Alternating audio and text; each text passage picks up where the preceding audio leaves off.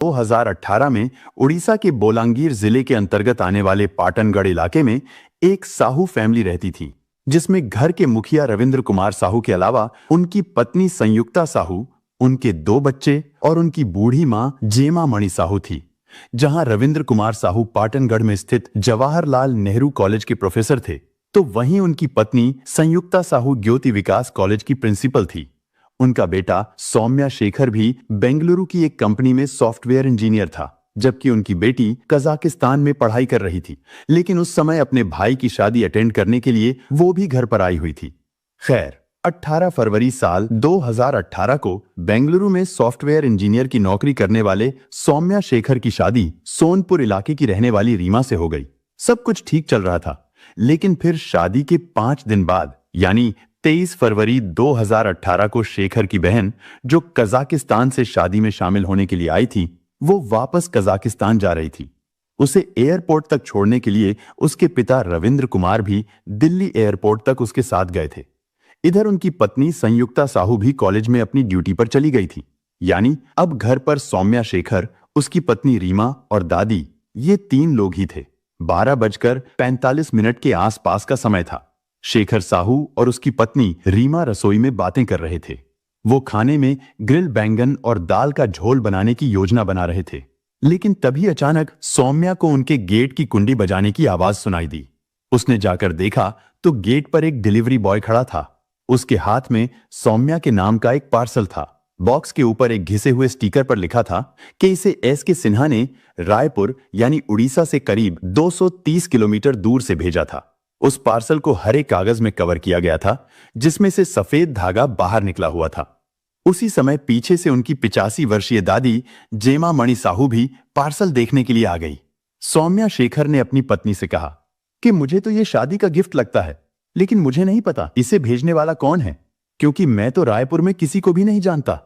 बातें करते हुए सौम्या शेखर उस पार्सल को भी खोल रहे थे, लेकिन जैसे ही उन्होंने उस धागे को खींचा तो रसोई में बहुत जोर का धमाका हुआ। वहां पर एक बिजली सी कौंध गई और धमाका इतना जोरदार था कि वो तीनों इधर उधर बिखर गए। उनके शरीर से तेजी से खून बहने लगा। उस धमाके से छत का प्लास्टर फट गया और वाटर प्यूरिफायर भी टूटकर बिखर गया। खिड़की भी कई टुकड़ों में टूटकर दूर जा गिरी। वो तीनों दर्द से तड़पने लगे। वहीं उनके जिस्मों से निकलने वाला खून पूरे फर्श पर फैल गया। दादी जेमा मणि साहू आग की लपटों में घिर गई थी। सौम्या शेखर ने बेहोश होने से पहले कराहते हुए कहा कि मुझे बचाओ, मैं मर रहा हूं। ये वो आखिरी शब्द थे जो रीमा ने अपने पति को बोलते हुए सुना था। आग ने रीमा के चेहरे और बाह को भी जला दिया था। उसके फेफड़ों में धुआं भर गया था। वो सांस लेने के लिए छटपटाने लगी, क्योंकि मलबा रीमा की आंखों में भी भर गया था, जिससे उसकी नजर धुंधली होती चली जा रही थी। लेकिन इसके बावजूद भी रीमा ने हिम्मत नहीं हारी। वो रेंग रेंग कर बेडरूम तक पहुंचने में कामयाब हो गई। इसके बाद उसने ज्योति विकास कॉलेज में प्रिंसिपल पद पर तैनात अपनी सास को कॉल करने के लिए फोन उठाया, लेकिन कॉल करने से पहले ही वो बेहोश हो गई। इधर उनके पड़ोसी एक दूसरे से ये पूछते हुए दौड़ते चले आ रहे थे कि शायद उनके घर में गैस सिलेंडर फट गया है, मगर वहां का दृश्य देखकर पड़ोसियों की भी हालत खराब हो गई। इसके बाद पड़ोसियों ने तुरंत एम्बुलेंस नंबर पर फोन किया। परेशान हाल पड़ोसियों ने आनन फानन में उन तीनों घायलों को उठाकर बाहर खड़ी एम्बुलेंस में पहुंचाया, लेकिन सौम्या शेखर और दादी जेमा मणि साहू की हॉस्पिटल ले जाने के दौरान ही मृत्यु हो गई। असल में वो दोनों 90% जल गए थे, लेकिन रीमा करीब 40% जली थी। इसलिए उसे गवर्नमेंट हॉस्पिटल में एडमिट कराया गया। वहां के बर्न वार्ड में उसका इलाज शुरू कर दिया गया था, लेकिन उसकी हालत भी गंभीर बनी हुई थी। परिवार के सभी लोग प्रार्थना कर रहे थे। इधर सूचना मिलते ही पुलिस भी घटनास्थल पर पहुंचकर जांच में जुट गई थी। पुलिस ने जांच में पाया कि यह घटना गैस सिलेंडर विस्फोट के कारण नहीं हुई थी।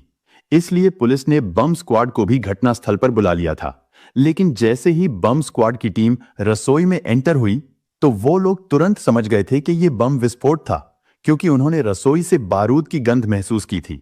और अब पुलिस को भी यकीन हो गया था कि यह बम विस्फोट ही है, लेकिन उन्हें यह समझ नहीं आ रहा था कि आखिर उस घर में बम कैसे आया था। और जो 3 लोग इस बारे में जानते थे या कुछ बता सकते थे, उनमें से 2 लोगों यानी सौम्या शेखर और उसकी दादी की मौत हो चुकी थी, जबकि रीमा भी अभी बात करने की स्थिति में नहीं थी। इसलिए पुलिस रीमा की हालत के बेहतर होने का इंतजार करती है, क्योंकि पुलिस के पास इसके अलावा और कोई दूसरा रास्ता भी नहीं था। फिर एक सप्ताह बाद यानी 3 मार्च 2018 को रीमा की हालत में सुधार होने के बाद उससे थोड़ी पूछताछ की जाती है। रीमा ने पुलिस को उस समय केवल इतना ही बताया कि 23 फरवरी को दोपहर 12 बजे के आसपास उनके घर पर स्काई किंग कोरियर सर्विस से एक पार्सल आया था। इस बात का पता चलते ही पुलिस बिना समय गवाए तुरंत स्काई किंग कोरियर ऑफिस पर पहुंचती है और उस व्यक्ति के बारे में पता लगाती है जिसने वो पार्सल डिलीवर किया था। साथ ही यह भी पता करने की कोशिश की जाती है कि वो पार्सल किसने भेजा था। जांच के दौरान पता चलता है कि वो पार्सल किसी एसके सिन्हा नाम के व्यक्ति ने रायपुर से भेजा था। लेकिन जब पुलिस छानबीन करती है तो पता चलता है कि वो नाम और एड्रेस दोनों ही फर्जी हैं। और यहीं पर पुलिस से एक छोटी सी गलती हो जाती है। दरअसल पुलिस ने मीडिया को इस केस की जानकारी देते समय गलती से पार्सल भेजने वाले का नाम एसके सिन्हा के बजाय आरके शर्मा बता दिया था। लेकिन पुलिस की यह गलती भी आगे चलकर इस केस को सॉल्व करने में बहुत बड़ा सुराग बन जाता है। अब क्योंकि ये नाम कातिल का था, इसलिए ये गलत नाम मीडिया के जरिए आग की तरह पूरे उड़ीसा में फैल गया और पुलिस ने भी इस पर ध्यान नहीं दिया था। पुलिस इसी तरह जांच करती रही और जब उस स्काई किंग कोरियर ब्रांच का सीसीटीवी फुटेज चेक करने की कोशिश की गई तो पता चला वहां पर कोई सीसीटीवी कैमरा ही नहीं है। इसके बाद पुलिस ने शेखर साहू के दोस्तों और परिवार वालों से भी पूछताछ की। पुलिस ने शेखर के माता पिता से पूछा कि क्या उन्हें किसी पर शक है या फिर उनकी किसी से कोई रंजिश हो। इस पर शेखर की मां ने बताया कि हमारी किसी से कोई दुश्मनी नहीं है और ना ही हमें किसी पर शक है। लेकिन फिर संयुक्ता ने कहा कि जिस कॉलेज में मेरी ड्यूटी लगी है वहां पर एक अंग्रेजी के प्रोफेसर हैं जिसका नाम पुंजीलाल मेहर है, उसके साथ मेरी कहासुनी हुई थी। दरअसल पुंजीलाल मेहर काफी समय से उस कॉलेज का प्रिंसिपल था, लेकिन इस घटना से 5 महीने पहले उसे हटाकर शेखर साहू की मां संयुक्ता साहू को प्रिंसिपल बना दिया गया था। संयुक्ता साहू का कहना था कि हमारी किसी से ऐसी रंजिश तो नहीं है कि कोई हमें बम से मार डाले। संयुक्ता साहू की नजर में तो पुंजीलाल मेहर से हुई कहासुनी एक छोटी सी बात हो सकती थी, लेकिन पुलिस के लिए यह छोटी सी बात नहीं थी। इसलिए उन्होंने पुंजीलाल से पूछताछ करने का फैसला किया, लेकिन उससे पूछताछ करने पर पुलिस को कुछ खास नहीं मिला, जिसकी वजह से पुंजीलाल मेहर को छोड़ दिया गया। इसके बाद पुलिस को पता चला कि इस घटना के कुछ महीने पहले जब शेखर रीमा से फोन पर बात कर रहा था, तभी शेखर के फोन पर एक कॉल आई थी। शेखर ने रीमा को होल्ड करके कॉल उठाया तो दूसरी ओर से किसी अनजान व्यक्ति ने धमकी देते हुए कहा था कि तुम्हें रीमा से शादी नहीं करनी चाहिए और अगर तुमने उससे शादी की तो ये तुम्हारे लिए अच्छा नहीं होगा। इसके बाद फोन कट गया था। शेखर साहू ने यह बात रीमा को भी बताई थी, मगर रीमा को भी नहीं पता था कि आखिर कॉल करने वाला व्यक्ति कौन हो सकता था। लेकिन फिर कभी उस व्यक्ति ने दोबारा फोन नहीं किया था, इसलिए वो दोनों भी धीरे धीरे इस बात को भूल गए थे। क्योंकि पुलिस के लिए ये जानकारी काफी अहम थी, इसीलिए पुलिस ने उस नंबर का पता लगाया और फोन करने वाले व्यक्ति को भी ढूंढ निकाला। पूछताछ के दौरान पता चला कि वो व्यक्ति रीमा से एक तरफा प्यार करता था। उसने बताया कि मैंने ही शेखर को फोन पर धमकी दी थी क्योंकि मैं नहीं चाहता था कि वो रीमा से शादी करे, लेकिन मुझ में बम विस्फोट की योजना बनाने और किसी को कत्ल करने की हिम्मत नहीं है और ना ही मैंने ऐसा कुछ किया है। लेकिन पुलिस को उसकी इन बातों पर विश्वास नहीं हो रहा था, इसलिए पुलिस उससे सख्ती से पूछताछ करनी शुरू करती है, लेकिन वो बार बार यही बात कहता रहा कि मैं बेकसूर हूं। इसके बाद पुलिस ने उसका पॉलीग्राफ टेस्ट यानी लाइव डिटेक्टर टेस्ट भी किया, जिससे पता चला कि वो झूठ नहीं बोल रहा है। इसीलिए पुलिस ने उसे भी रिहा कर दिया। इसी तरह करते करते इस वारदात को 3 सप्ताह बीत चुके थे। पुलिस ने शेखर के दोस्त, परिवार, पड़ोसी और स्काई किंग कोरियर ऑफिस के डिलीवरी बॉय स्टाफ के अलावा 100 से भी ज्यादा लोगों से पूछताछ की, लेकिन कहीं से कोई सुराग नहीं मिला, जिसकी वजह से इस मामले की जांच वहीं की वहीं थी, क्योंकि अब पुलिस पर भी जांच को लेकर सवाल उठने लगे थे। इसके बाद उड़ीसा सरकार ने इस मामले की जांच क्राइम ब्रांच को सौंप दी। जैसे ही ये केस क्राइम ब्रांच को सौंपा गया तो क्राइम ब्रांच ने सभी संदिग्धों की जांच फिर से शुरू की। चूंकि उस कोरियर ऑफिस के अंदर और बाहर कोई सीसीटीवी नहीं था, इसलिए क्राइम ब्रांच पुलिस ने उस इलाके में लगे करीब 250 सीसीटीवी कैमरों को चेक किया, लेकिन फिर भी क्राइम ब्रांच पुलिस को कोई सुराग नहीं मिला।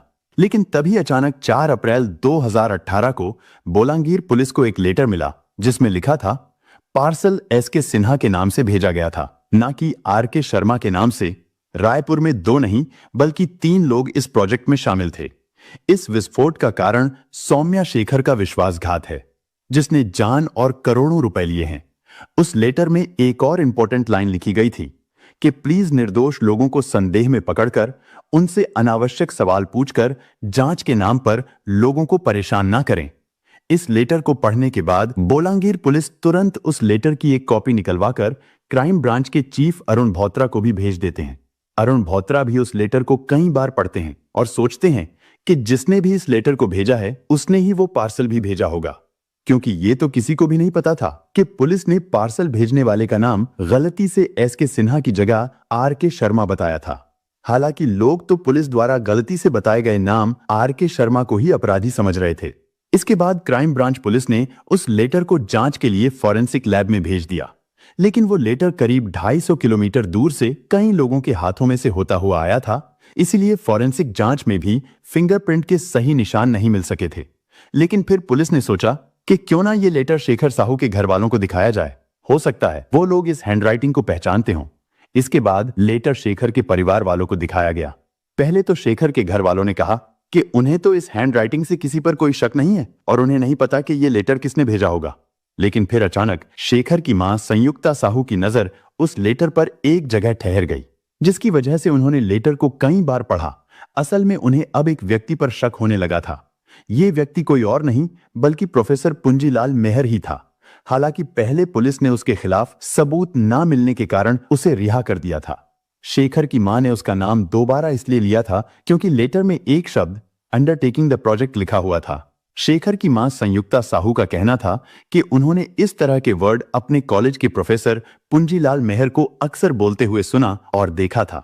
लेकिन यहां पर फर्क केवल इतना सा था कि वो बातचीत के दौरान कंप्लीटिंग द प्रोजेक्ट का इस्तेमाल करते हैं, जबकि लेटर में अंडरटेकिंग द प्रोजेक्ट लिखा हुआ था। इन सब चीजों को देखते हुए ही पुंजीलाल मेहर को फिर से अरेस्ट कर लिया जाता है और इस बार उससे कड़ाई से पूछताछ की जाती है। पुंजीलाल मेहर पुलिस की सख्ती के आगे जल्दी ही टूट गया और फिर उसने इस वारदात के पीछे की एक ऐसी कहानी सुनाई जिसे सुनकर हर कोई हैरान रह गया। दरअसल साल 2009 में जब पुंजीलाल मेहर ज्योति विकास कॉलेज का प्रिंसिपल बना था तो उस समय संयुक्ता साहू उस कॉलेज में नहीं थी। लेकिन फिर 2014 में संयुक्ता साहू का ट्रांसफर ज्योति विकास कॉलेज यानी पुंजीलाल मेहर के कॉलेज में हो जाता है और तभी से वहां पर क्लेश शुरू हो गया था। क्योंकि संयुक्ता साहू पुंजीलाल मेहर से सीनियर थी तो इसलिए अब उस कॉलेज की प्रिंसिपल संयुक्ता साहू को ही होना चाहिए था। लेकिन पूंजीलाल अपनी कुर्सी छोड़ने को तैयार नहीं था, जिसकी वजह से संयुक्ता साहू और पूंजीलाल मेहर में विवाद होने लगा। लेकिन पूंजीलाल ये तो समझ ही गया था कि आज नहीं तो कल उसे प्रिंसिपल की कुर्सी छोड़नी ही पड़ेगी और फिर होता भी यही है, क्योंकि साल 2017 में संयुक्ता साहू को प्रिंसिपल बना दिया जाता है। यानी पूंजीलाल को ना चाहते हुए भी वो कुर्सी छोड़नी ही पड़ती है, जिसकी वजह से पूंजीलाल मेहर के अंदर बदले की भावना पैदा होने लगी थी।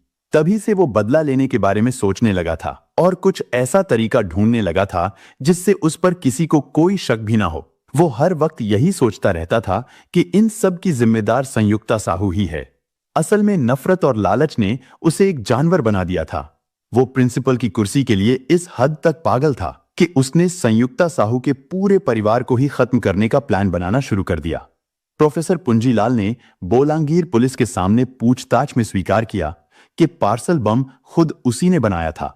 उसने बम बनाने का तरीका भी कई फिल्में और वीडियोस देखकर सीखा था। उसके लैपटॉप में भी पार्सल बम बनाने के 12 अलग अलग तरीके मिले थे। बम बनाने के लिए उसने कॉलेज की ही लैब से कुछ रसायन चुराए थे।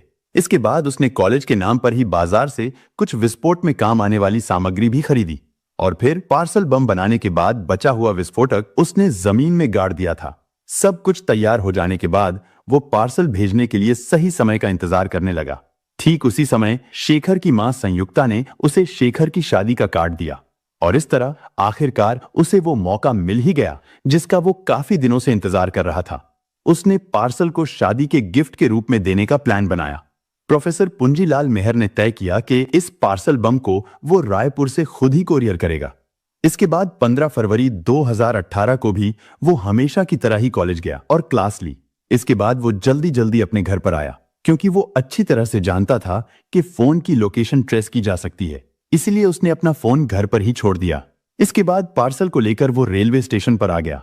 उसने अपनी गाड़ी को वहीं पर पार्क किया और बिना टिकट लिए ही रायपुर की ट्रेन में चढ़ गया, क्योंकि उसे डर था कि अगर वो टिकट लेने जाएगा तो शायद सीसीटीवी कैमरे में भी आ सकता था। इसके बाद जब ट्रेन रायपुर स्टेशन पर पहुंची तो उसने अपने चेहरे को गमछे से ढक लिया। रेलवे स्टेशन से बाहर निकलकर उसने एक ऑटो रिक्शा लिया। फिर शाम 5 बजे के आसपास वो एक कोरियर ऑफिस पर पहुंचा। कोरियर ऑफिस के पास पहुंचकर उसने पार्सल और एड्रेस ऑटो ड्राइवर को दिया और उससे कहा कि ये पार्सल इस एड्रेस पर भेजना है। ऑटो ड्राइवर पूंजीलाल से पार्सल और एड्रेस लेकर चला गया, जबकि पूंजीलाल ऑटो में ही बैठा रहा। लेकिन जब ऑटो ड्राइवर ने अंदर जाकर कहा कि वो एक पार्सल भेजना चाहता है तो कोरियर वालों ने उससे पूछा कि इस पार्सल में क्या है, और जवाब ना जानने के कारण ऑटो ड्राइवर वापस आ गया। उसने पूंजीलाल से कहा कि वो लोग पूछ रहे हैं कि इस पार्सल में क्या है। इस बात से पूंजीलाल गुस्से में आ गया। वो पार्सल लेकर वहां से चला गया। इसके बाद पूंजीलाल ने थोड़ी दूर पैदल चलकर दूसरा ऑटो लिया और ड्राइवर से कहा कि उसे दूसरे कोरियर ऑफिस पर जाना है, और फिर वो स्काई किंग कोरियर ऑफिस पर आ गया। पूंजीलाल ने इधर उधर देखा तो उसे वहां पर कोई भी सीसीटीवी कैमरा नजर नहीं आ रहा था। इसलिए वो ऑटो से उतरा और अपने चेहरे से गमछा हटाकर जल्दी से ऑफिस के अंदर चला गया। उसने पार्सल भेजने के लिए दिया, लेकिन वहां पर भी यही पूछा गया कि इस पार्सल में क्या है। पूंजीलाल मेहर ने उन्हें बताया कि इस पार्सल में मिठाई है। लेकिन अजीब बात यह है कि कोरियर वालों ने भी उसका विश्वास कर लिया था।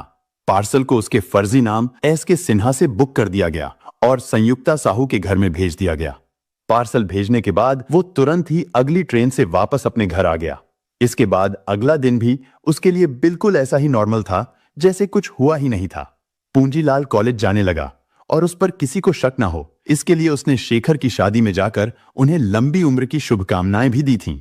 इधर वो पार्सल 20 फरवरी को शेखर साहू के घर पर पहुंच गया था, लेकिन उस दिन उनके घर में रिसेप्शन पार्टी थी, इसलिए 20 फरवरी को पार्सल वापस लौट गया। और फिर 3 दिन बाद यानी 23 फरवरी 2018 को जब रीमा किचन में खाना बना रही थी, तभी वो पार्सल डिलीवर कर दिया गया था, जिसकी वजह से ये वारदात हुई थी। इसके बाद पूंजीलाल मेहर शेखर साहू के अंतिम संस्कार में भी शामिल हुआ था और इस तरह पूंजीलाल मेहर ने अपने अपराध को स्वीकार कर लिया था। उसके खिलाफ अब काफी सबूत थे, जिसमें कोरियर बिल की वो स्लिप जो शेखर के घर भेजी गई थी और एसपी को भेजा गया वो लेटर भी एक अहम सबूत था। इसके बाद पूंजीलाल के दिए गए बयान और सबूतों के आधार पर 24 अप्रैल 2018 को उड़ीसा क्राइम ब्रांच पुलिस ने पूंजीलाल मेहर के खिलाफ चार्जशीट तैयार करके उसे कोर्ट में पेश किया, जहां से उसे जेल भेज दिया गया। हालांकि ये मामला अभी भी कोर्ट में चल रहा है और पूंजीलाल मेहर भी फिलहाल जेल में है। इधर रीमा भी धीरे धीरे ठीक होती जा रही थी। वो हॉस्पिटल से अपने ससुराल आ गई थी। शादी के केवल 5 दिन बाद ही वो रीमा, जिसने अपने पति को खो दिया था, उसने कहा कि शेखर ही उसका पहला और आखिरी प्यार था। रीमा का कहना था कि वो दूसरी शादी नहीं करेगी। यानी सौम्या शेखर साहू के चले जाने के बाद अब रीमा शेखर साहू के माता पिता के साथ ही रहती है। दोस्तों, इस घटना को सुनाने का उद्देश्य किसी का दिल दुखाना नहीं है, किसी को परेशान करना नहीं, बल्कि आपको जागरूक करना है, आपको सचेत करना है। दोस्तों, इस पूरी घटना के बारे में आपकी क्या राय है, कमेंट बॉक्स में जरूर बताएं।